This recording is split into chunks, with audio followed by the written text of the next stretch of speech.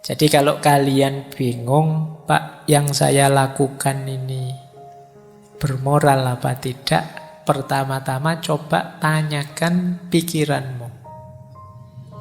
Masuk akal enggak yang kamu lakukan? Ada kegamangan enggak? Makanya Rasulullah itu kan kalau waktu ditanya dosa itu apa wahai Rasulullah, jawabnya Rasulullah, mahaka fi sodrika. Apa yang tergetar membuatmu agak tidak enak, tidak nyaman. Ada yang tidak beres ini. Ini bagi orang normal ya. Karena kadang-kadang ada yang tidak normal itu. Perilaku memalukan ya dipamer-pamerkan. Nah, ini sudah memandangnya khusus. Tapi secara normal perilaku bermoral itu pasti masuk akal, nyaman dilakukan. Siapapun tahu kita tidak malu.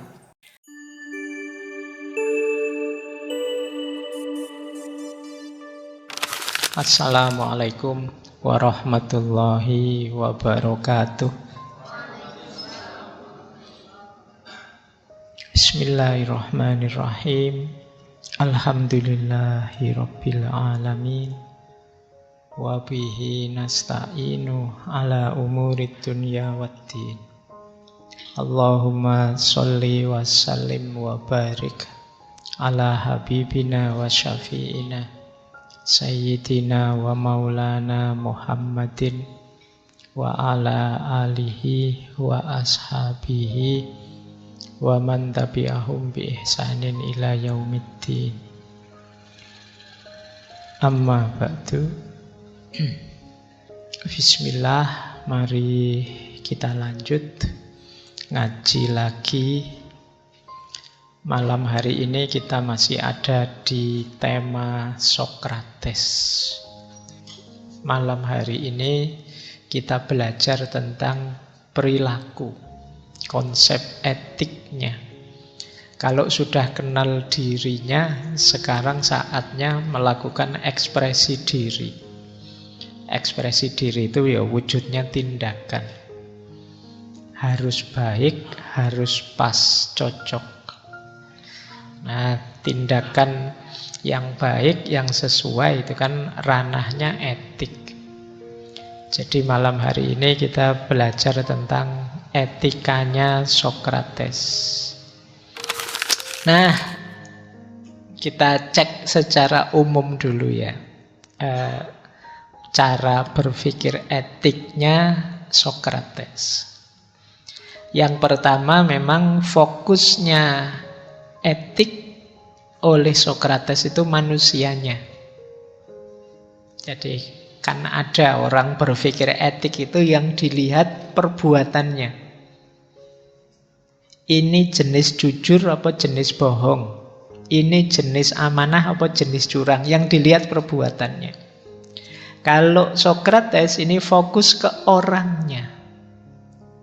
Jadi berarti apa? Orangnya yang harus digarap jadi baik. Kalau orangnya sudah baik, otomatis nanti keluar perbuatan-perbuatan yang baik. Itu yang disebut fokus pada orangnya. Jadi tidak harus fokus pada, kan ada yang fokus pada efeknya. Belajar etik itu dilihat ini manfaat atau mudorot perilakunya, apa membahayakan apa menguntungkan, ini lihat efeknya. Ada yang lihat perbuatannya. Nah kalau Sokrates ini lebih lihat ke orangnya, termasuk nanti murid-muridnya. Jadi lebih utama membereskan manusianya dulu. Kalau kualitas jiwanya manusia itu utama, yang keluar ya perilaku utama.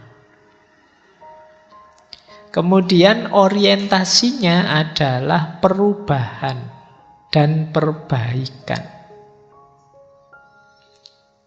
Jadi perubahan sikap dan tindakan sehingga terjadi perbaikan kualitas hidup.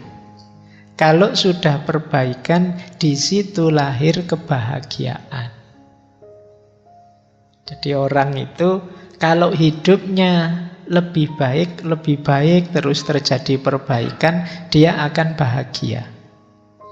Untuk bisa lebih baik, ya dia harus mau mengubah diri.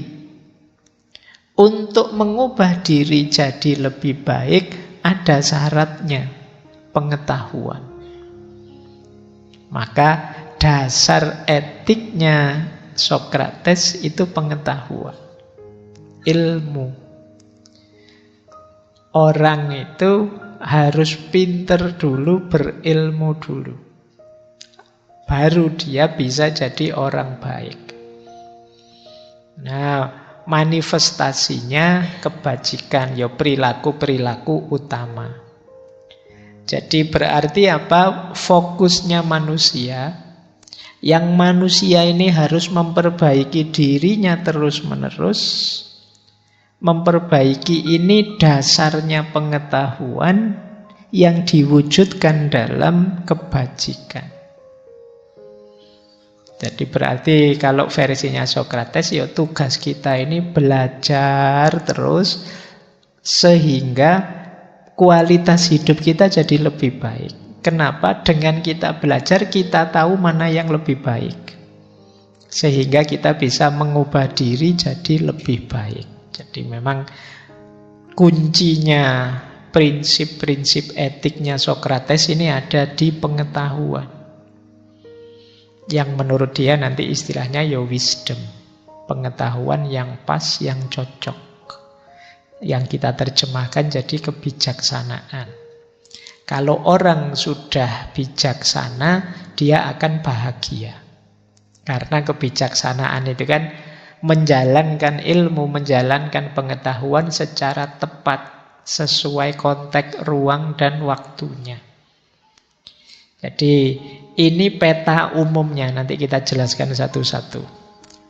Difokuskan pada manusia yang menuju kebahagiaan dengan cara memperbaiki dirinya terus-menerus, diawali dari pengetahuan yang diwujudkan melalui tindakan. Inilah prinsip etiknya Sokrates. Nah, ada 3 pertanyaan moral yang dibahas oleh Sokrates dari berbagai dialognya. Yang pertama adalah bagaimana seseorang harus menjalankan hidupnya. Yang kedua, jenis tindakan apa saja yang termasuk kebajikan. Dan yang ketiga, bagaimana orang hidup bersama orang lain, bersama masyarakatnya. Kita hidup ini kan diminta benar dan baik. Pernah tidak kita bertanya, hidup yang benar dan baik itu yang seperti apa? Nah, ini ditanyakan pertanyaan moral pertama dari Sokrates. Kamu tahu tidak sih standar-standar hidup benar dan baik, hidup yang bermoral? Yang kedua, apa saja tindakan yang termasuk benar dan baik tadi, atau kebajikan tadi?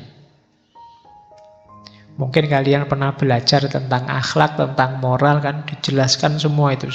Ini baik, itu baik. Tapi mungkin kalian mengidentifikasi perbuatan baik itu pernah tidak berpikir apa sih yang dimaksud itu dan aku sudah termasuk itu atau belum? Jujur itu baik. Apa sih jujur itu? Terus aku sudah jujur apa belum? Sabar itu baik dibandingkan pemarah. Loh, aku itu tergolong orang sabar apa orang pemarah? Cirinya apa? Nah, ini Sokrates. Jadi kalau kamu ngaku-ngaku, Pak, saya itu penyabar loh, Pak, orangnya. Buktinya apa? Cirinya apa? Sabar itu apa sih? Kamu sering bilang, sabar kan ada batasnya. Ya wis, batasnya sabar itu di mana? Bagaimana? Standarnya orang bisa disebut penyabar itu seperti apa? Bedanya apa sabar dengan takut misalnya? Kadang-kadang kamu sebenarnya takut, tapi kalau ditanya kok kamu tidak berani? Saya sabar sajalah. Kita kan campur baur itu yang begitu-begitu. Ini takut apa sabar? Ini marah apa tegas? Mbok kamu jangan marah-marah gitu. Ini bukan marah ini, tegas ini. Kalau macam-macam tak tempeleng kamu. Nah, itu kan kita sering mencampur ini, kita sering tidak kritis. Ayo coba diurai lagi, pasnya gimana wis, standar yang cocok. Oke, kadang-kadang kan kita itu menjustifikasi perilaku kita yang buruk dengan akal kita.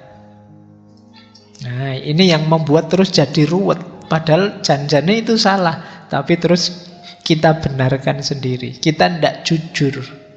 Kita tahu itu salah, tapi kita tidak jujur pada diri kita. Ini kalau ketemu Sokrates, kamu habis mesti.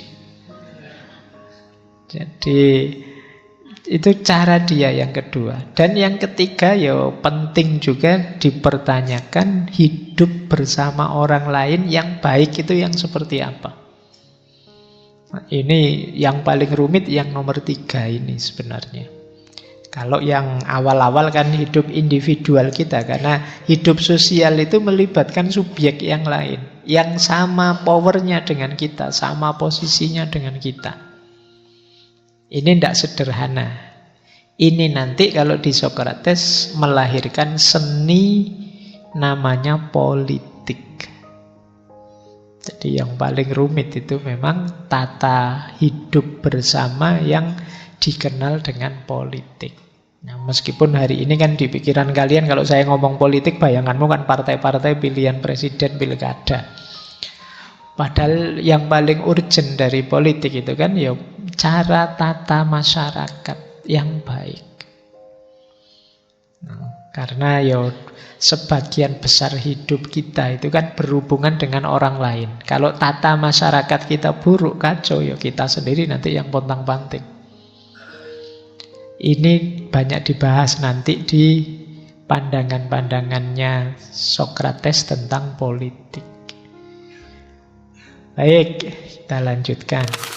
Nah, menurut Sokrates, moralitas itu punya 2 syarat. Yang pertama reason, yang kedua impartiality. Reason itu nalar, masuk akal. Jadi perbuatan baik itu pasti masuk akal. Berarti apa? Pasti mudah dicari argumen rasionalnya. Cirinya rasional. Tidak ada kebaikan yang tidak masuk akal. Kenapa sih kok kita harus menghargai orang tua? Itu kan menjawabnya mudah sekali. Kenapa kok kita harus jujur, tidak boleh bohong? Itu menjawabnya gampang. Masuk akal. Kenapa kita tidak boleh ngambil miliknya orang lain? Mencuri haknya orang lain. Itu kan belum dijawab pun rasanya akal sudah bisa menerima kalau kita itu jangan ngambil haknya orang lain. Ini namanya ciri perbuatan moral itu reason. Kok ada satu perbuatan kamu ngakunya moral, tapi ketika ditanya alasannya bulet. Ini sebenarnya baik, Pak, tapi kalau dilihat dari sudut sana dengan perspektif ini, pakai teori ini, itu baru kelihatan baiknya. Kalau sekilas belum kelihatan, Pak, itu kemungkinan enggak. Terlalu rumit.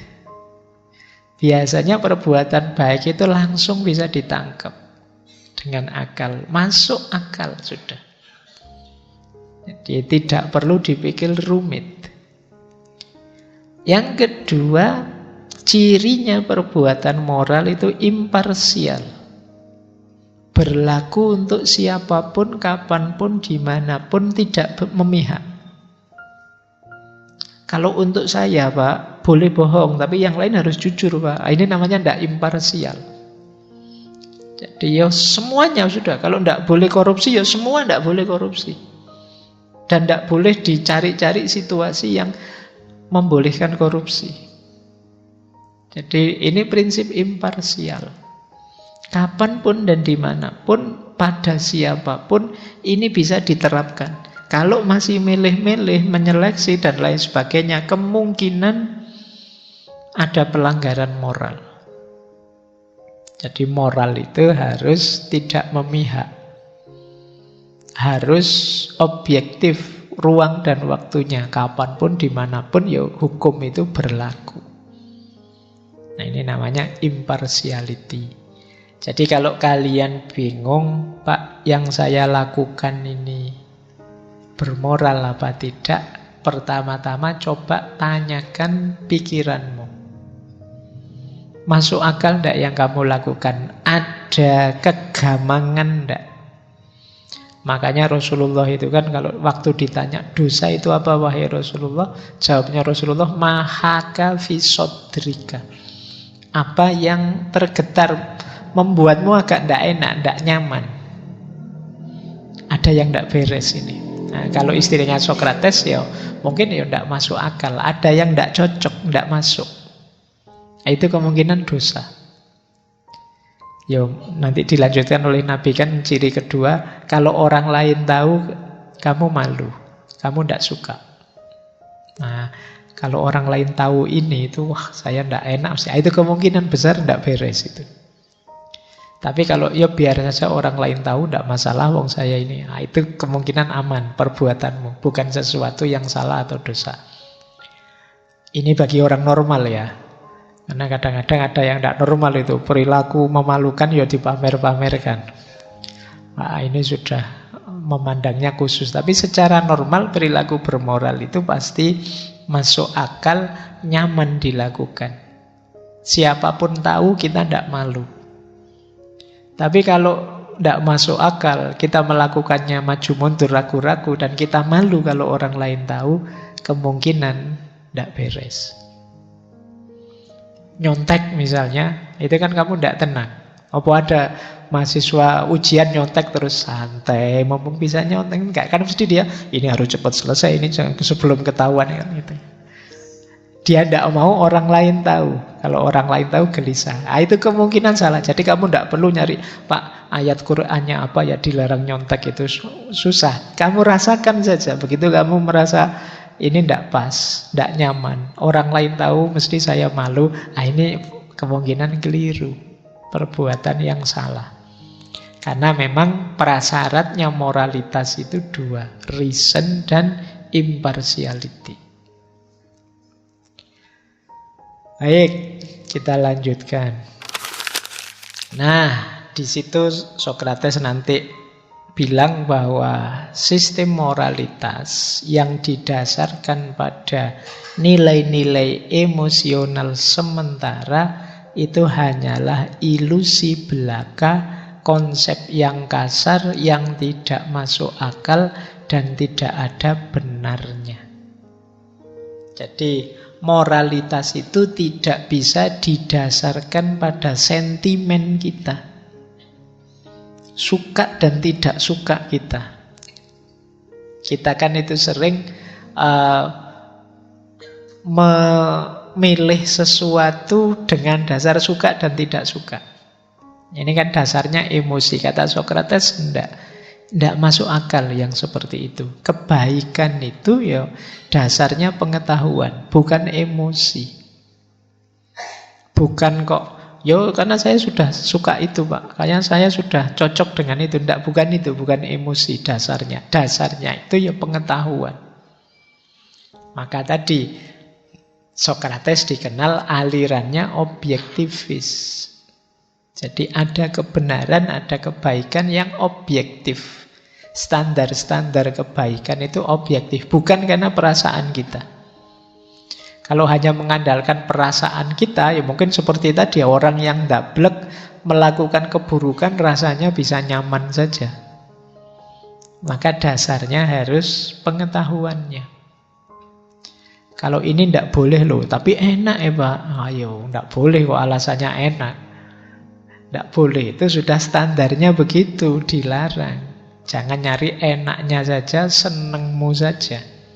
Ada standarnya sendiri. Ini yang membuat Sokrates nanti disebut alirannya objektivis. Kok ada orang memutuskan satu perbuatan hanya dari emosinya saja, hanya dari kesukaannya saja, pilihan subjektifnya saja, itu bagi Sokrates tidak masuk akal dan tidak ada benarnya. Yo milih tindakan itu dasarnya pengetahuan tentang standar-standar kebenaran tadi. Baik, lanjut. Nah, ini agak menarik. Ini sering dihubungkan dengan cinta. Kalau ada kata cinta kamu melek. Iya. Jadi orang yang secara sungguh-sungguh menginginkan kebenaran, kebaikan tadi, itu nanti kualifikasinya adalah kualifikasi cinta. Keinginan akan kebaikan itu berhubungan dengan cinta. Makanya ada kalimat dari Socrates, love is desire. Cinta itu menginginkan. Ciri paling dasarnya cinta itu kan menginginkan. Terus kamu jujur atau tidak kalau ditanya saya mencintai sesuatu, itu kan menginginkan sesuatu. Maka menginginkan kebenaran, kebaikan tadi, ya jenisnya jenis cinta sebenarnya. Nah, orang itu kenapa mencintai sesuatu, menginginkan sesuatu, pasti karena dia menganggap di balik sesuatu yang dia cintai ada kebaikan dan kebahagiaan untuk dirinya. Jadi, aku cinta padamu itu karena aku menganggap dalam dirimu ada kebahagiaan untuk diriku. Yes, itu realistisnya begitu. Meskipun nanti yang bahas daki-daki cinta kelas tinggi kan bisa, wow itu tidak ada pamrih, tidak ada apa-apa. Tidak, kata Socrates, sederhananya kamu mencintai sesuatu itu kan menginginkan sesuatu. Kenapa kamu inginkan? Karena kamu anggap itu membawa kebaikan, membawa manfaat untuk dirimu, dan kamu merasa bisa bahagia dengan itu. Itu dasarnya cinta. Jadi tidak mungkin sejak awal orang mencintai itu tidak berdasar ingin memperolehnya. Jadi ya mesti ingin meraihnya karena aku merasa dalam yang aku cintai ini ada manfaatnya dan membawaku pada kebahagiaan. Maka moralitas yang menginginkan kebahagiaan, yang menginginkan kebaikan, kebenaran tadi, ini sebenarnya jenis perilaku cinta yang tujuannya kebahagiaan. Jadi, mbok kamu, Pak, saya itu cinta, ikhlas, tulus, rela, ndak pamrih apa-apa. Tapi ketika kamu melakukan itu pun sebenarnya kan tujuanmu ingin bahagia. Entah bahagia bersamanya atau bahagia ditinggal nikah sama orang lain. Nah ya, tapi kan kamu inginnya bahagia. Oke, jadi jenis perbuatan moral itu pada puncaknya adalah perilaku cinta. Perilaku ingin sepenuhnya meraih sesuatu dan memperoleh kebahagiaan. Ini nanti yang dilanjutkan oleh para filosof Muslim, bahwa seperti Imam Ghazali dan Ibnu Miskaweh, ketika kita menginginkan sesuatu, mencintai sesuatu, yang tujuannya mencari kebahagiaan, jangan cari kebahagiaan yang semu. Kalau sekedar harta, kalau sekedar mungkin orang lain, pasangan, kalau sekedar apapun yang kita cintai, hanya selevel itu, ya mungkin kita ketemu kebahagiaan, tapi kebahagiaan yang tidak hakiki. Kejarlah kebahagiaan yang paling hakiki, yang tidak semu. Itu nanti ketemunya di cinta ilahiyah. Kamu menginginkan yang cantik-cantik, yang maha cantik, Tuhan, Allah. Kamu menginginkan yang perkasa, yang kuat, yang gagah, yang maha gagah, Allah. Kalau kebahagiaanmu dari yang baik-baik, yang maha baik, Allah. Nah ini, konsep ini nanti dilanjutkan oleh para filosof Muslim, arahnya ke mahabbatullah, cinta ilahiyah. Nanggung kalau hanya mencintai makhluknya. Cintai saja sumbernya. Apapun keistimewaan dalam diri makhluk, pasti sempurnanya ada di kholiknya. Kholik yang menciptakan makhluk yang indah, pasti dia juga puncaknya keindahan. Nah, itu sesi dulu ketika kita membahas mahabbatullah. Tapi nanti ini hubungannya tadi, moralitas dengan cinta. Nah, tujuan etik, tujuan moralitas itu kalau di Sokrates ya ketemunya di kebahagiaan tadi. Nanti dalam berbagai dialognya Sokrates ini menguji banyak orang. Kesimpulannya Sokrates, ada orang yang menganggap kebahagiaan itu sama dengan kesenangan. Ada orang yang menganggap kebahagiaan itu sama dengan kehormatan. Ada pula yang menganggap kebahagiaan itu adalah kebijaksanaan. Nah, ini agak beda-beda pandangannya orang.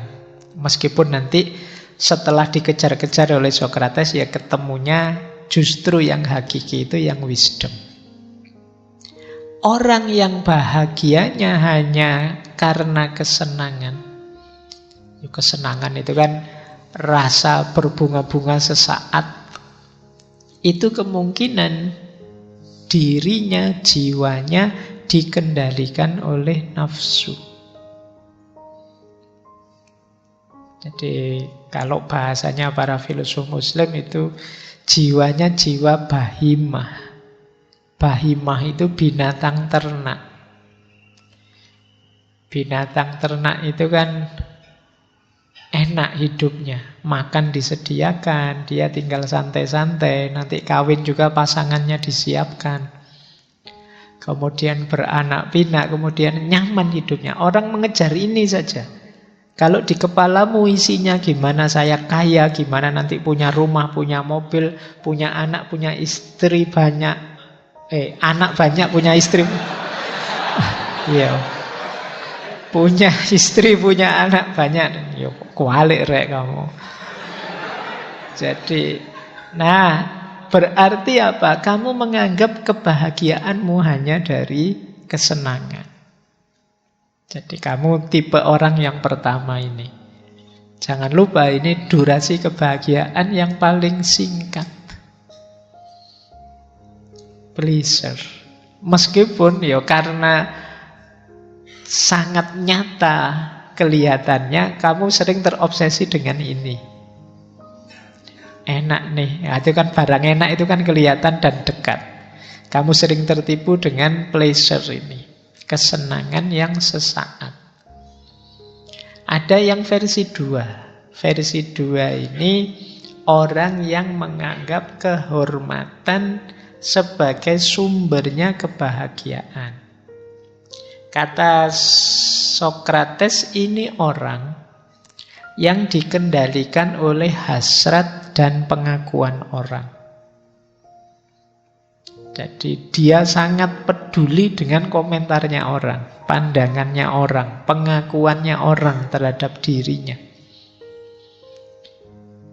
Kalau bahasanya para filosof Muslim, orang yang menganggap kehormatan level 2 ini sebagai sumber kebahagiaan, itu jenis jiwanya adalah jenis sabu'iyah, sibak. Sabu'iyah itu kalau tadi binatang ternak, kalau sabu'iyah itu binatang buas. Binatang buas itu kan fokusnya mengalahkan yang lain, agresif. Manifestasinya biasanya kalau kalian yang ada di pikiranmu, gimana saya harus menang, ranking 1 semua harus di bawah saya, yang lain harus jatuh, saya yang harus naik, saya harus jadi yang paling unggul, yang nomor 1 mengalahkan semuanya. Ambisius. Ini berarti kalian menganggap kebahagiaanmu ada pada kehormatan, status, pengakuan. Nah, ini ya sebenarnya tidak salah kalian punya cita-cita. Sebagaimana tadi tidak salah kalian mengejar kesenangan, terpenuhinya hasrat hidupmu. Tapi harus tahu batas. Kalau hanya mikir itu saja, fokus ke situ saja, ya kamu kehilangan banyak dalam hidupmu. Karena hidup isinya tidak hanya itu. Kalau kamu hanya mengejar pengakuan orang saja, ada banyak sekali dimensi hidupmu yang lain yang akan terbengkalai. Padahal mungkin di situ juga terletak sumber-sumber kebahagiaanmu. Maka kalau bisa jangan menumpukan kebahagiaan pada pleasure and honor. Pada kesenangan dan kehormatan, tumpukan saja pada yang ketiga, wisdom. Nah, kalau ini yang natikoh, makhluk yang rasional, yang berakal. Jadi pada pengetahuan, kebijaksanaan. Bahagia kok tumpuannya kebijaksanaan, itu kamu akan total bahagiamu. Kenapa? Pleasure-nya dapat, kehormatannya dapat. Tadi saya sebut seneng-seneng itu ya harus tahu batasnya. Untuk tahu batasnya kamu harus bijaksana.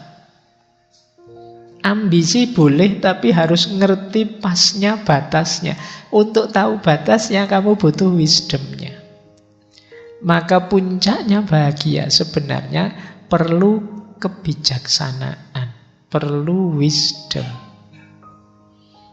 Nah, maka menurut Socrates ya, happiness itu orang itu ada kalanya fokus di pleasure, ada kalanya fokus di honor, tapi yang pas ya fokusnya di wisdom, kebijaksanaan. Terus menurut Socrates, rutenya kebahagiaan itu seperti apa? Nah, ini rute ke belakang ya. Jadi orang bahagia itu, ya kenapa tadi bukan kesenangan, bukan kehormatan, di situ dijelaskan lagi. Karena banyak loh orang itu yang terpenuhi semua kebutuhan binatang ternaknya tadi, yo kaya, yo anaknya banyak, yo pokoknya hidupnya makmur lah, tapi tidak bahagia. Gelisah, kesepian. Banyak juga yang terhormat, status sosialnya tinggi, dihormati, tapi dia tidak tenang hidupnya, khawatir, was-was, tidak nyaman. Jadi pasti bukan dua itu. Rute yang cocok apa? Rute yang saya gambar itu. Bahagia itu terjadi ketika jiwa kita berada dalam kondisi terbaik. Itu yang disebut perfection of soul. Nah, untuk membuat jiwa kita berada dalam kondisi terbaik, kita perlu jadi orang baik. Perilaku kita harus perilaku yang bermoral. Untuk tahu perilaku moral yang pas untuk diri kita, kita perlu kebijaksanaan atau wisdom.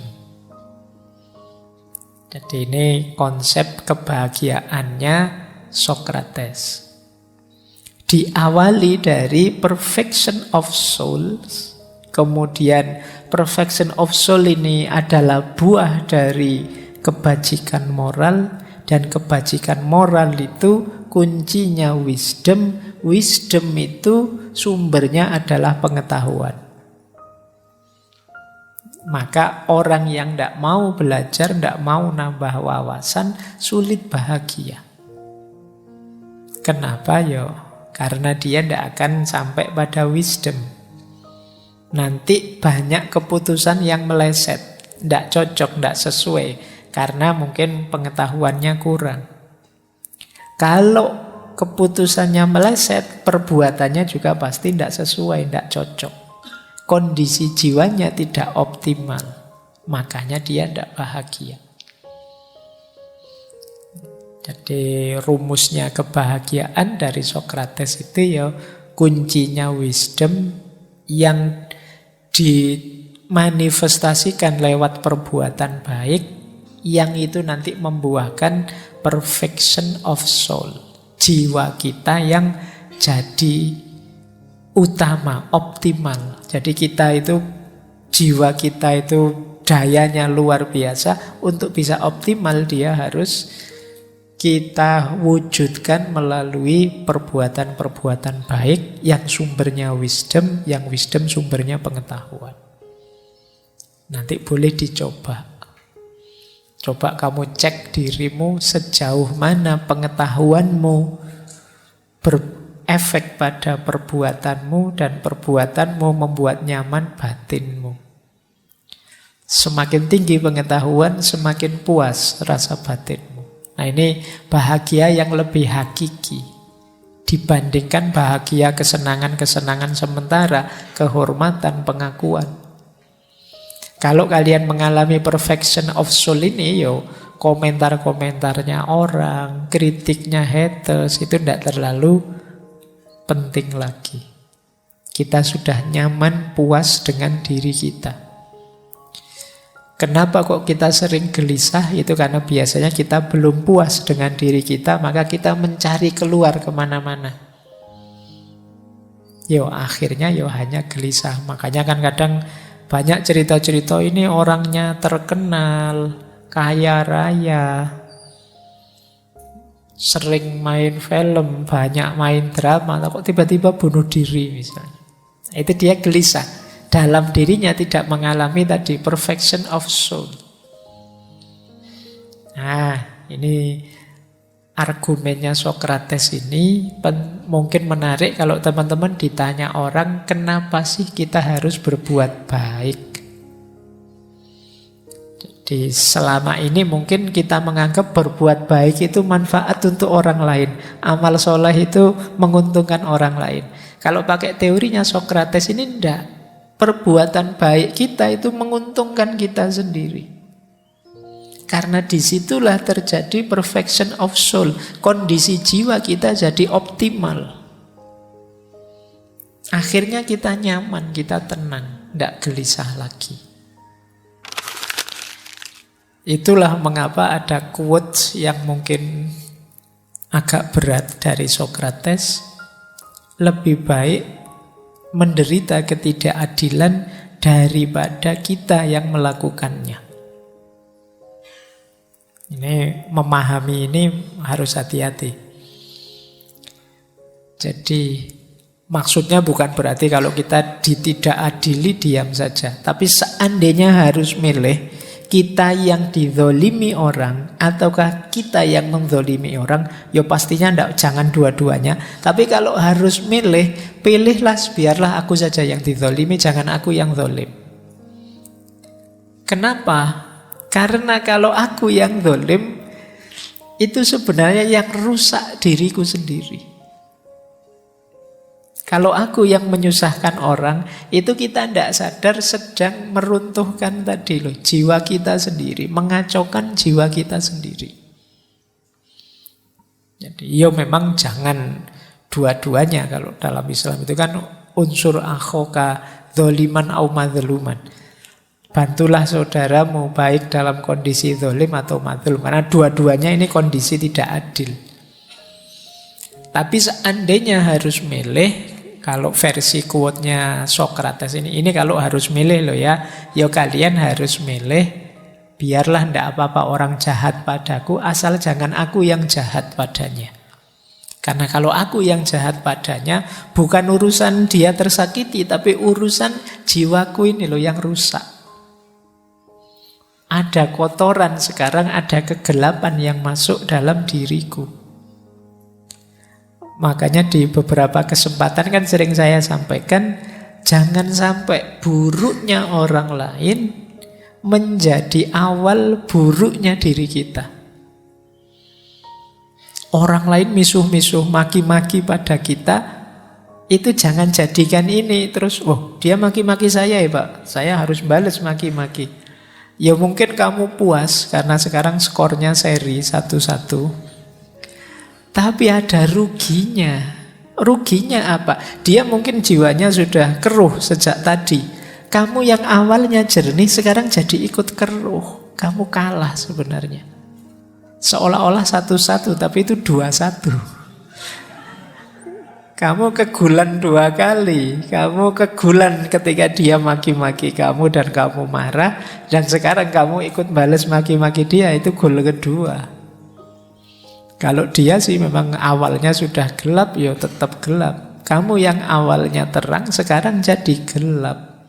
Kamu yang kalah.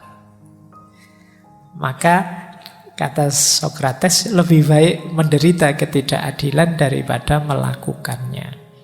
Ya kalau mungkin memang jangan ada saling tidak adil.